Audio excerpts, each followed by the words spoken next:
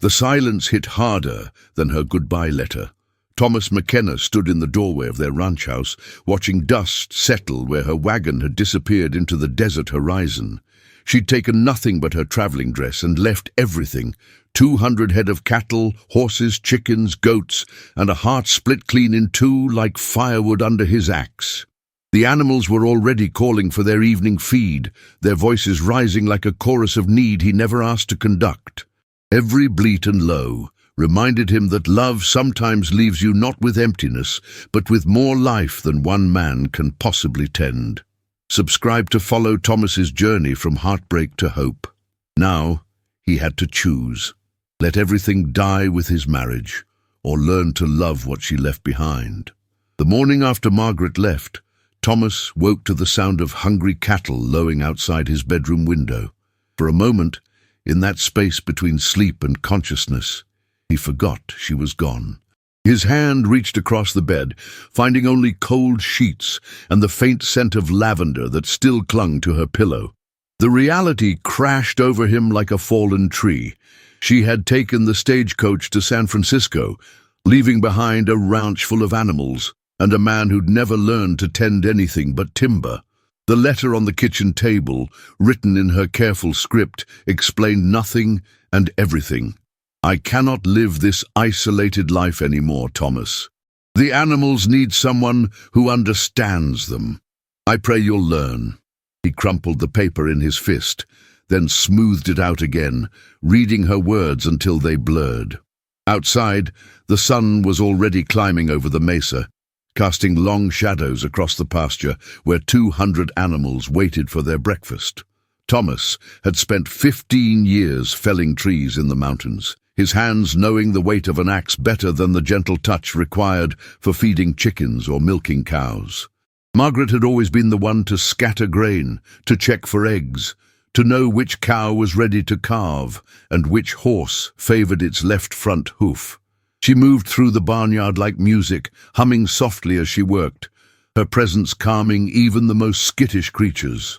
Now the animals paced restlessly, sensing the absence of their gentle caretaker, their eyes following Thomas with a mixture of hope and uncertainty that made his chest tighten. He pulled on his work boots and stepped into the morning air, the familiar weight of his flannel shirt feeling strange without the sound of Margaret's voice calling him to breakfast. The chickens rushed toward him in a flurry of feathers and desperate clucking, their small bodies pressing against his legs as they searched for the grain that should have been scattered an hour ago. Thomas stood frozen among them, overwhelmed by their trust and his own ignorance. He'd watched Margaret feed them countless times, but watching and doing was separated by a canyon of knowledge he'd never bothered to cross. The rooster, a proud red bird Margaret had named Caesar, fixed him with one bright eye and crowed impatiently, as if demanding an explanation for this disruption to their carefully ordered world. The cattle had gathered at the fence line, their massive bodies shifting restlessly as they waited for hay that Thomas wasn't sure how to distribute. Some were heavy with calves, their sides rounded and their movements careful, while others were young steers that Margaret had bottle-fed as orphans. Each animal represented a story she had told him over dinner, tales of difficult births and midnight feedings, of personalities as distinct as any humans. There was Rosie, the old milk cow who only let Margaret approach from the left side, and Thunder, the black bull who was gentle as a lamb despite his intimidating size.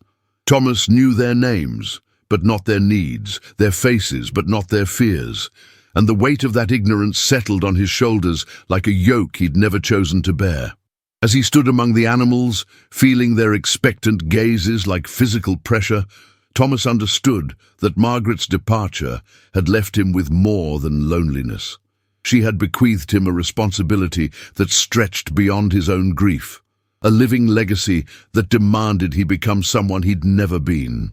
The morning sun climbed higher, and still the animals waited, their patience a gift he didn't deserve and couldn't refuse.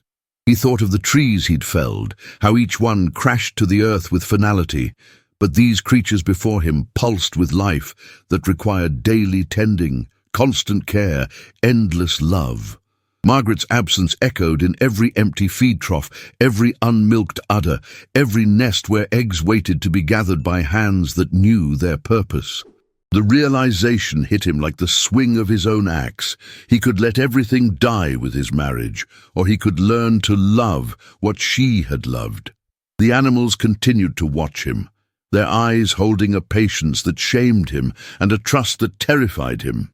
And Thomas McKenna, widowed lumberjack turned reluctant shepherd, took his first uncertain step toward the feed barn, where Margaret's careful instructions waited on scraps of paper tacked to the wall. The feed barn smelled of hay and grain and the lingering sweetness of molasses Margaret mixed into the horse feed on cold mornings. Thomas stood in the doorway, overwhelmed by the careful organization she'd maintained, sacks of different grains labeled in her neat handwriting. Tools hung precisely on hooks, schedules pinned to a wooden board that tracked everything from breeding cycles to vaccination dates. Her presence lived in every corner of this space, in the way she'd arranged things for efficiency and care, in the small touches that spoke of love, made practical.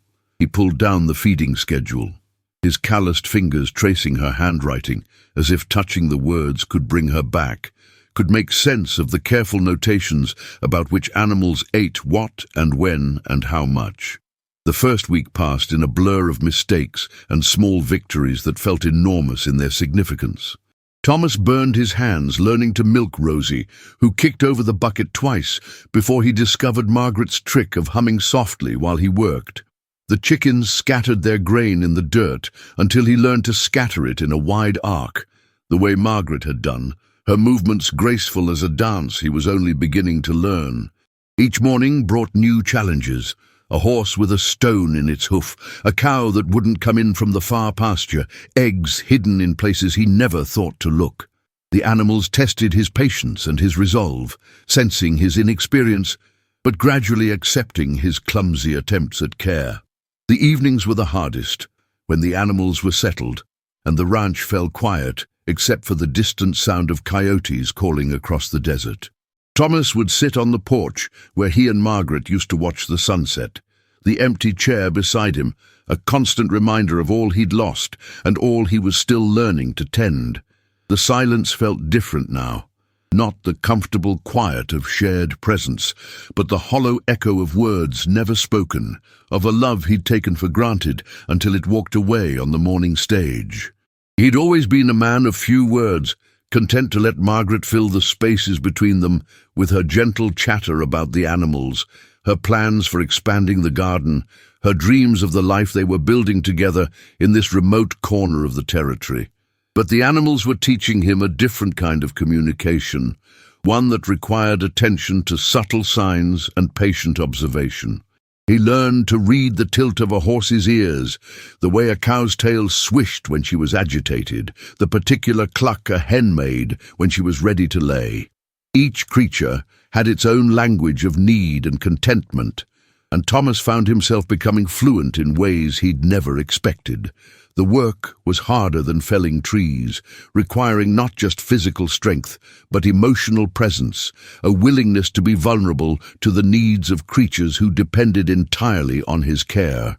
Some days, he felt like he was drowning in responsibility, overwhelmed by the constant demands of feeding and watering and tending, but other days, he caught glimpses of something that might have been purpose.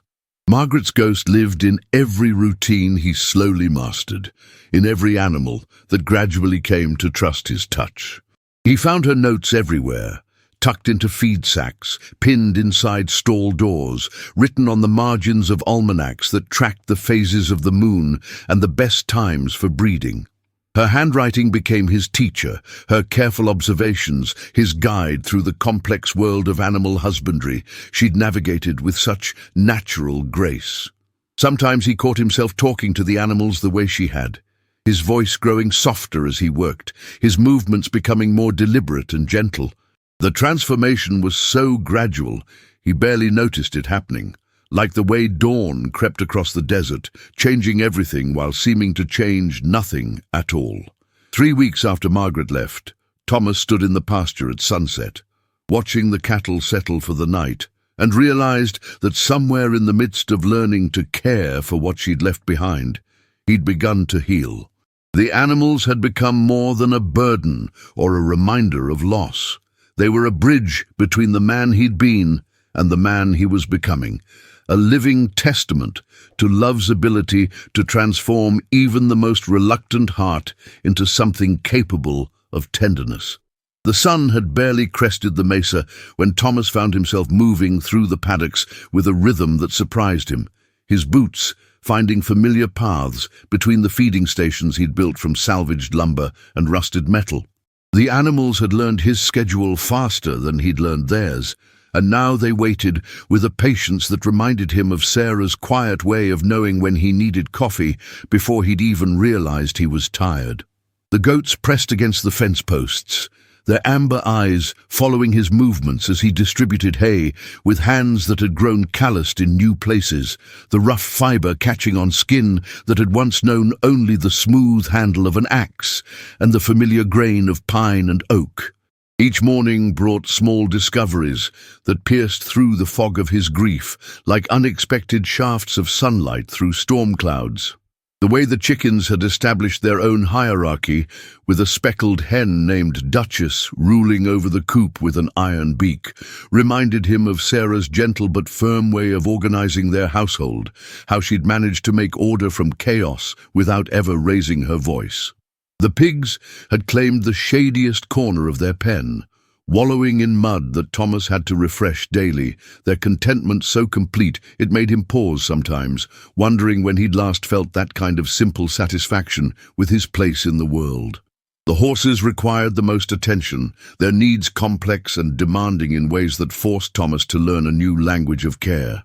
Morning Star, the paint mare with eyes like dark water, had taken to following him along the fence line, her hooves creating a soft percussion against the packed earth that became the soundtrack to his dawn routine. She'd been Sarah's favorite, the one his wife had whispered to in the early morning light, sharing secrets that Thomas had never asked about but had always wondered at. The intimacy between woman and beast, something he'd observed from a distance with a mixture of admiration and bewilderment. The cattle grazed in the far pasture, their massive forms moving like slow-motion dancers across the golden grass, and Thomas found himself studying their peaceful existence with something approaching envy. They seemed to understand something about acceptance that eluded him, their ability to simply be in each moment without the weight of memory or the burden of tomorrow's uncertainties. When he brought them fresh water, filling the metal troughs that reflected the endless sky, he sometimes caught glimpses of his own face in the rippling surface, surprised each time by how much older he looked, how the grief had carved new lines around his eyes and mouth. The routine was becoming less of a chore and more of a meditation, each task requiring enough attention to quiet the constant chatter of his thoughts, the endless loop of what-ifs and if-onlys that had plagued him since the funeral. His hands learned to be gentle with the smaller animals, to approach the skittish rabbits with patience, to read the subtle signs that meant a sheep was feeling unwell or a goat was plotting an escape. The work was teaching him things about himself he'd never known, revealing reserves of tenderness he'd thought had died with Sarah, showing him that his capacity for care was larger than he'd ever imagined. By the time the sun reached its full height, painting the desert in shades of gold and amber, Thomas would find himself standing in the center of it all, surrounded by the sounds of life continuing despite loss, and for brief moments, the weight in his chest would lift just enough for him to remember what it felt like to breathe without effort, to exist without the constant ache of missing someone who would never come home again. The evenings were the hardest, when the animals settled into their own rhythms of rest and the ranch fell into a quiet that seemed to echo with all the conversations Thomas would never have again. He'd taken to sitting on the porch steps with a cup of coffee that grew cold in his hands, watching the sun paint the sky in colors that Sarah had always stopped everything to admire, her hand finding his as they stood together in the doorway, witnessing the daily miracle of light surrendering to darkness. Now he sat alone, but not entirely alone, because the animals had begun to gather near the house as twilight approached, as if they too felt the pull of companionship when the day's work was done. The barn cats had been the first to breach the invisible boundary between his world and theirs, appearing on the porch one evening like small shadows made solid, their green eyes reflecting the last light as they settled into a careful distance that spoke of wild things learning to trust. Thomas had started leaving scraps from his meager dinners on the porch rail, watching from the window as they approached with the cautious grace of creatures who knew that kindness could be as dangerous as cruelty, that humans were unpredictable in their capacity for both. Gradually the distance had shortened, until now the boldest of them, a grey tabby with white paws, would sit just close enough that Thomas could hear the rumble of her purr, mixing with the evening sounds of settling birds and distant coyote calls. The dogs had been more direct in their approach, the three mixed breeds that Sarah had rescued from various states of abandonment, now treating Thomas as their reluctant pack leader, following him through his daily rounds with a devotion that both comforted and unnerved him. Rex, the largest, had claimed a spot by the front door, his massive head resting on paws that could have belonged to a small bear, his dark eyes tracking Thomas's movements with an intensity that suggested he was memorizing every gesture, every expression, as if preparing for another loss he couldn't prevent. The smaller dogs, Penny and Scout, had developed a habit of flanking him during the evening feeding, their presence a warm reminder that protection could flow both ways, that sometimes the act of caring for others was its own form of being cared for. The ritual of evening feeding had become something sacred, a time when the barriers between species seemed to dissolve in the shared understanding of hunger and satisfaction. Thomas moved through the paddocks with a lantern that cast dancing shadows on the wooden posts, the animals gathering at the sound of his footsteps like congregants answering a call to prayer. The horses nickered softly in the growing darkness, their breath visible in small clouds that dissipated into the cooling air, and Thomas found himself talking to them in low tones, sharing thoughts he couldn't voice to any human ear, confessing his fears about whether he was strong enough for this unexpected life, whether Sarah had known something about his capacity for love that he was only now discovering. The night sounds of the ranch had become a symphony that lulled him towards sleep, the soft lowing of cattle mixing with the rustle of chickens settling on their roosts, the occasional bark of a coyote answered by his own dog's protective warnings. Sometimes he would wake in the middle of the night to check on a sick animal or investigate an unusual sound, and he would find himself standing in the moonlit yard, surrounded by sleeping creatures who had learned to trust his presence, their peaceful breathing a testament to the safety he was somehow managing to provide, despite his own sense of being lost and unprepared.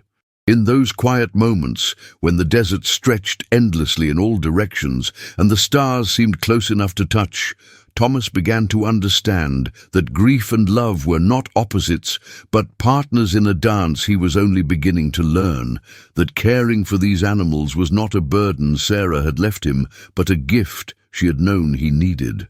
A way of keeping his heart open when everything in him wanted to close it forever against the possibility of further loss. The evening ritual always ended the same way, with Thomas standing at the gate, looking back at the ranch that was becoming home in ways he hadn't expected, the animals settling into sleep with the trust of creatures who knew they would be fed again tomorrow, cared for by hands that were learning to be gentle, protected by a heart that was slowly remembering how to love without reservation. Spring arrived with a violence of color that seemed to mock Thomas's carefully maintained emotional numbness. The desert, blooming in ways that reminded him of Sarah's joy at the first wildflowers, how she would walk among them with her hands outstretched, gathering bouquets that would fill their small house with the scent of hope and renewal. The animals responded to the changing season with an energy that was infectious, the young goats leaping and spinning in displays of pure exuberance that made Thomas smile despite himself, their joy so complete and uncomplicated that it began to chip away at the walls he'd built around his own capacity for happiness. The birth of the first calf had caught him unprepared, the miracle of new life arriving in the pre-dawn darkness when he'd gone to check on Bessie, the gentle Holstein who had been growing rounder by the day. He'd found her in the corner of the pasture, her labor already advanced, and something in her trusting eyes had steadied his shaking hands as he helped guide the calf into the world. The small creature slipping into his arms, wet and trembling and absolutely perfect. In that moment, kneeling in the damp grass with new life breathing against his chest, Thomas felt something shift inside him, a recognition that he was not just maintaining Sarah's legacy, but actively participating in the continuation of life itself. The other animals seemed to sense the change in him, approaching with less caution, allowing him closer to their daily dramas and small triumphs. The chickens had begun following him around the yard like feathered disciples, their heads bobbing in rhythm with his steps, and he found himself talking to them about everything and nothing, sharing observations about the weather and worries about the fence that needed mending, his voice growing stronger with each conversation. Morning Star had finally allowed him to brush her coat, standing still under his gentle strokes while he worked through the tangles in her mane, the repetitive motion soothing something deep in his chest that had been tight and painful for months. The garden that Sarah had planted behind the house had gone wild in his neglect, but now Thomas found himself drawn to it, pulling weeds with the same methodical care he brought to feeding the animals, discovering vegetables that had somehow survived his grief-induced negligence. The tomatoes hung heavy on their vines, and the squash had spread across the ground in green abundance, and as he harvested what Sarah's hands had planted, he felt her presence so strongly it took his breath away, not the sharp pain of loss he'd grown accustomed to, but something warmer, more like gratitude for the time they'd had together. The ranch had begun to feel less like a burden and more like a calling, the daily routine of care, creating a structure that held him together when his own will might have faltered. He'd started making improvements, fixing the broken gate that had frustrated him for weeks, building better shelter for the goats, expanding the chicken coop to accommodate the growing flock. Each project was a small act of faith in the future, a declaration that he intended to stay, to make this place not just functional, but beautiful, worthy of the creatures who depended on him and the woman who had entrusted them to his care.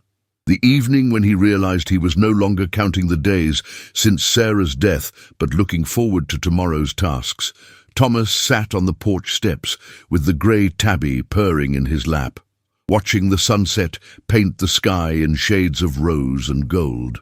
The animals moved through their evening routines with the confidence of creatures who knew they were safe, and for the first time since the funeral, Thomas allowed himself to imagine a future that held more than just survival, a life where the love he'd shared with Sarah could expand to encompass all the living things that now depended on his care.